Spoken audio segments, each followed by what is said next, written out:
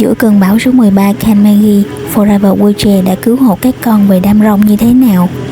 Mời ông bà cô chú cùng xem lại những thước phim ghi lại hành trình khó khăn ngoài sức tưởng tượng này nhé. Wow. It's not possible to cross. Không còn đường đi, tụi em đã thuê xe máy cày để chở các con về nhà bằng cách đi đường vòng lên núi. Hành trình cứu hộ các bé cuốn liệt không phải là một hành trình lúc nào rảnh thì làm hay lúc nào thích thì làm. Đây là hành trình mà cả nhóm phải cứu và vận chuyển các con khi các con cần, bất kể hôm đó là thiên tai hay mưa bão. Và đợt này, các con được cứu về đám rông trùng với cơn bão số 13 Kanmagi. Không chỉ vậy, ngày cứu các con từ Sài Gòn và Đà Lạt về đám rông là một ngày ngay trước sinh nhật tròn 7 tuổi của em bé Nico. Nico là con trai của vợ chồng anh Sebastian, hiện con đang sống ở Gia Lai cùng với bà ngoại. Và ba mẹ con đã phải nỗ lực vận chuyển các em cuốn tội nghiệp về đám rông để kịp trong đêm chạy về Gia Lai để mừng sinh nhật con vào ngày mai. Trong suốt hành trình cứu hộ các con, Forever Wheelchair đã rất nỗ lực để không bỏ các con lại phía sau và cũng không đánh mất các giá trị gia đình. Vì tất cả các thành viên ở Forever Wheelchair chúng em đều tin rằng chỉ cần bản thân nỗ lực thêm một chút xíu nữa, chịu cực thêm một chút xíu nữa, mình sẽ không phải đánh đổi yêu thương này bằng yêu thương khác.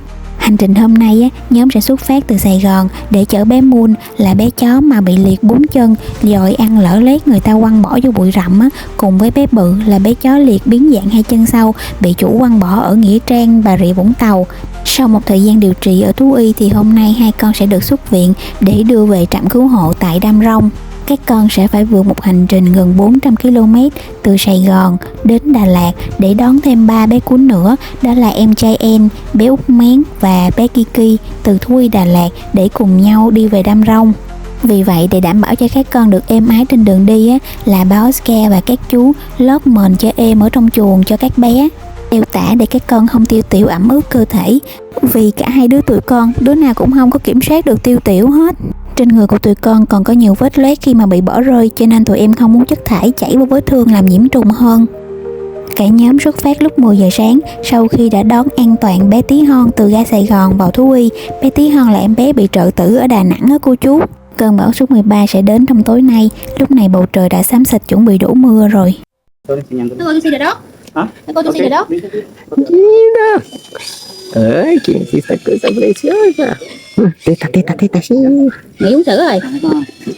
Không có khóc. Vô gì. Rồi vậy.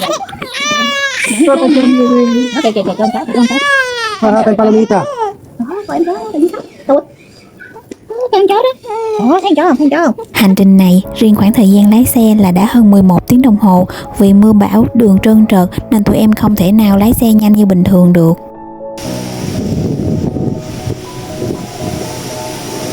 Jimmy Gosh. Uy, esta cosa. Ay, qué lindo que estoy. Cha En thì đi điều trị tiêu chảy mãn tính di chứng sau bại liệt, Kiki thì bị nhiễm trùng đường tiểu cho đặt ống thông tiểu, còn Út Mén thì bị lòi bụng sinh dục ra ngoài. Tình trạng bại liệt làm cho các bé thường xuyên phát bệnh sau khi được cứu hộ về. Vì vậy, để tụi con có thể được sống lâu dài, quá trình điều trị không chỉ diễn ra vào thời điểm ban đầu lúc mới cứu tụi con, mà nó sẽ kéo dài trong suốt hành trình bất cứ khi nào tụi con có dấu hiệu không ổn về sức khỏe. Dù hành trình này thực sự rất vất vả và tốn kém, nhưng điều mừng nhất khi mỗi lần đưa các con tới thú y là khi đón về có thể trọn vẹn đón đầy đủ các con về mà không có đứa nào bị bệnh nặng rồi qua đời luôn ở phòng khám.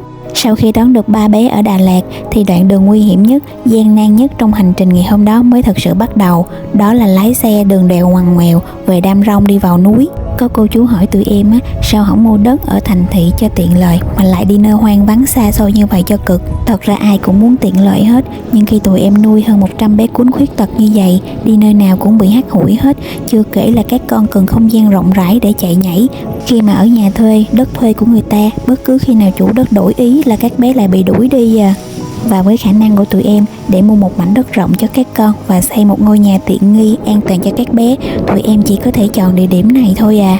Khi về gần đến trạm thì tụi em được báo tin là cái cầu gãy mà hôm trước chính quyền lấp đất đỡ, bữa nay mưa bão to quá, nước đã cuốn trôi toàn bộ đất và không có cách nào chạy qua được. Đây là cái đoạn cầu bị gãy, được lấp đất tạm thời chỉ trong một ngày ngay trước khi cơn bão đến nè cô chú. Và toàn bộ đất này đã bị cuốn trôi trong cơn bão số 13. Not possible to cross in this moment. Not possible.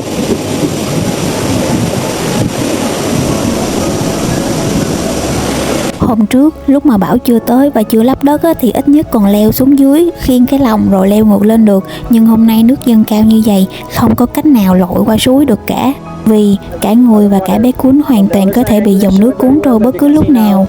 Đường duy nhất để có thể đưa các bé về nhà bây giờ đó là chạy vòng lên núi. Để đi vòng lên núi thì hoặc là vượt qua cái cầu sắt này, hoặc là vượt qua con thác bên cạnh. Cả hai bên đều không thể nào đi được bằng ô tô, vì cái cầu sắt thì nó nhỏ hơn cái ô tô, còn con thác bên cạnh thì nước chảy quá mạnh.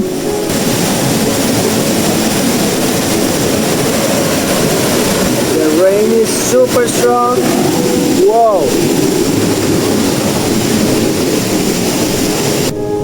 Bây giờ đã là 11 giờ khuya và để đảm bảo an toàn cho tất cả các bé chó cũng như tất cả các thành viên trong nhóm, tụi em bắt buộc phải cố gắng chuyển tất cả các bé từ xe ô tô sang xe máy cày để xe máy cày có thể vượt qua cầu và leo vào đường núi để đi bọc ngược vào trong trạm. This bridge. Let's see. Lúc này bão đã đổ vào rồi, mưa gió rất to và đường núi cũng rất trơn. Thật sự cả nhóm lúc này đã rất mệt rồi, nhưng mà còn căng thẳng lo lắng hơn, tại vì sợ xe máy cày lật trong lúc chạy vào trạm. Không ai có thể ngờ được là nước mạnh và nhiều tới mức cuốn sạch tất cả đất mà nhà nước vừa lắp vào cầu. What?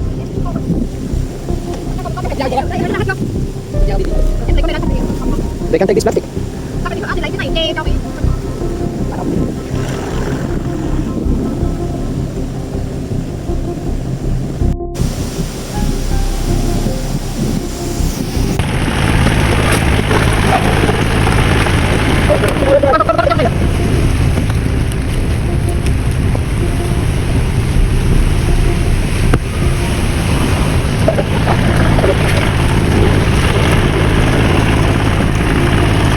Lần này các bé chó được cứu về trạm đều là chó lớn. Vì vậy khi một lúc 5 bé và cả một cái lồng rất nặng chuyển từ ô tô sang xe máy cày rất mệt, nhưng mà thật sự cả nhóm không có thời gian ngừng lại để thở hay để mệt, bởi vì cứ chần chừ thêm một phút nữa là mưa sẽ đổ xuống to hơn, nước sẽ dâng cao hơn và đường sẽ trơn hơn, rất là khó đi vào nhà. Lúc này á, cô Phương bất chấp lấy cái áo mưa của cô luôn, cô không có mặc, cô trùm lại cho bé Moon là cái bé mà bị lở loét nặng nhất, để vết thương của Moon không có bị ướt. I don't know who in the world wanted to do this, or you have the heart to do this, but you can see this is not playing, it's not bullshit. Dù thời gian rất gấp rút, nhưng cẩn thận, chỉnh chu và an toàn vẫn cần phải đặt lên hàng đầu. Đường từ núi vào nhà rất là trơn và nhiều đá tảng, cho nên tụi em không có muốn là giằng xóc rồi rớt lại một cái lồng của bé nào hết. Vì vậy là chú lái máy cày phải dùng dây cột thật là kiên cố. The wind is super strong. We're getting I mean, it doesn't look like, but it's strong. I definitely want you guys to see the amount of water. It's crazy. It's crazy.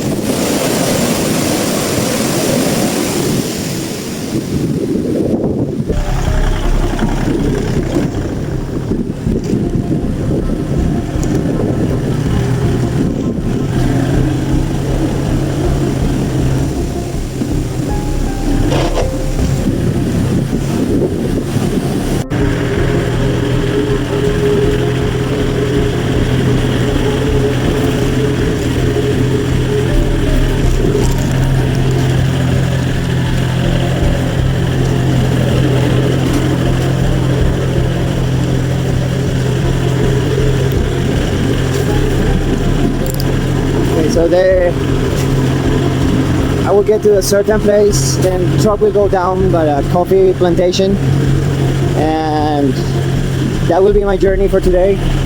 But the dogs will get to the shelter where they will be treated, and well, some dogs are coming back from the hospital.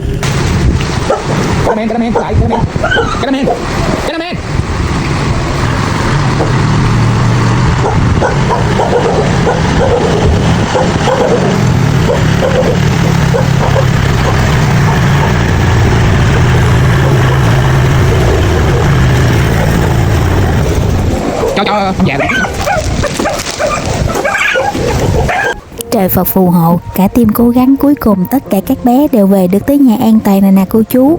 Lúc này ông ngoại của tụi nhỏ đang khiêng tụi nhỏ ra, với lại là lấy những cái mâm chất thải dơ ra ngoài, rồi chuẩn bị đồ ăn nước uống cho các con ăn uống, lau sạch cho các con khô ráo rồi mới đi ngủ. Thiệt sự là một ngày vất vả cho tụi con, cho mấy anh em trong trạm rồi, nhưng mà mấy đứa nhỏ ơi cố lên nghe. Mình tới được nhà rồi, tức là mọi quá khứ đau buồn bỏ lại phía sau rồi đó tụi con. Nhà mình ở sát trong rừng núi, đi đứng vất vả, nhưng mà ở đây không có ai đuổi tụi con đi nữa hết. Tất cả không gian rộng lớn này là ba mẹ dành trọn cho tụi con hết luôn. Kệ đi cực chút mà nó bình yên. Rồi bây giờ vô nhà thôi. Có lẽ điều may mắn nhất của tụi em là bên cạnh được ông bà cô chú ủng hộ, ba mẹ anh chị em ai cũng đồng hành hết trơn. Vì vậy tụi con sẽ luôn có tình yêu thương trọn vẹn. Kiki hôm bữa bệnh nặng, bây giờ ăn khỏe lại rồi nè cô chú. Hy vọng Kiki sống lâu thêm nữa nha. Cái con bự thù lù ở trong lòng là con út Mén nhỏ xíu ngày nào á cô chú. Bữa nay cô chú nhận ra Mén không? Mén bữa nay thành bé bự rồi. Do Mén bị liệt từ nhỏ, Mén là cháu đực nên càng lớn bụng sinh dục nó bị lòi ra ngoài, nên Mén bị chảy máu, đau phải đi bệnh viện á. Hôm bữa đau quá, Mén cắn vùng sinh dục chảy máu, xong rồi bỏ ăn hỏng nổi luôn. Bữa nay xuất viện về ăn giỏi lại rồi nè. Đi xe mưa gió mệt quá trời mệt, mấy đứa nhỏ ăn uống quá chừng luôn. Ăn xong đi rồi ai về nhà nấy nghe, tại vì mỗi đứa sẽ ở một phòng khác nhau á cô chú. Đầu tiên là Chen nè, hồi xưa Chen bị người ta bỏ rơi trong khu dân cư nhà giàu á. Chen ở trạm lâu rồi cho nên Chen quay về phòng cùng với các bạn chó nhỏ.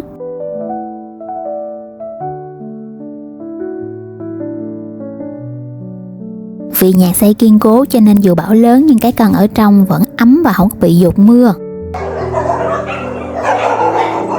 Tiếp theo là bé Moon và bé bự Mali nè. Hai em bé này là cháu mới về trạm cho nên là tụi em cần mang qua phòng cách ly để nuôi riêng các bé trong khoảng 10 ngày tiếp theo, để đảm bảo là các con không có bị bắt vô care, để không có lây lan ra cho các bé cuốn ở trạm. Đồng thời chích ngừa đầy đủ, sổ giun đầy đủ hết để các con mới sẵn sàng đi chơi cùng với các bạn.